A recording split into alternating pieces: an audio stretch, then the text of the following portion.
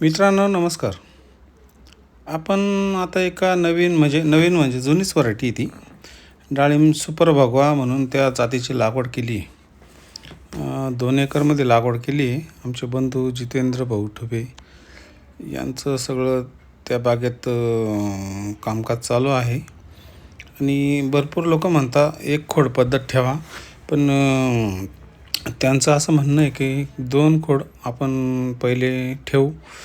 कारण एक खोड ठेवलं आणि त्याच्यावर पिनवेल बोर म्हणजे खोडकीड जर आलं तर ते कंट्रोल करणं अवघड आहे.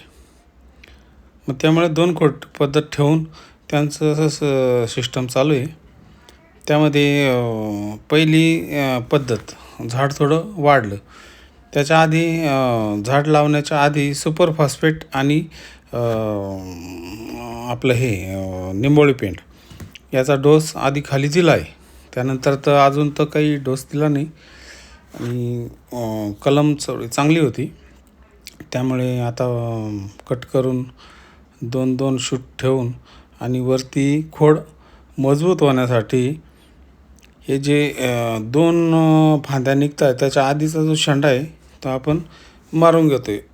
त्याला फक्त आता मावा, तुडतुडे, किरकोळ हे बुरशीनाशक याचे स्प्रे आपण चालू ठेवले, जास्त खर्च न करता.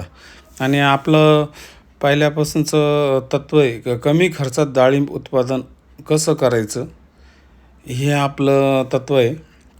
इथंच आपण सर्व लोकांना मार्गदर्शन वगैरे करतो आहे.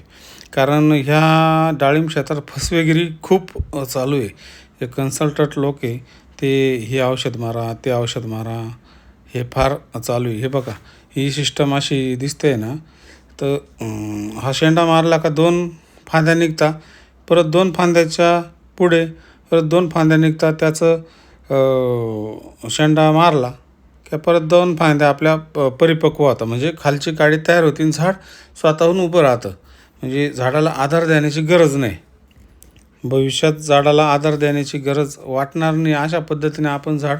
पण याचं काम असं आहे की एक 4-5 दिवसात 10 दिवसात आपल्याला त्या प्लॉटमध्ये गरका देणं किंवा आपण म्हणतो शेंडा खुडणी हे करणं गरजेचं आहे.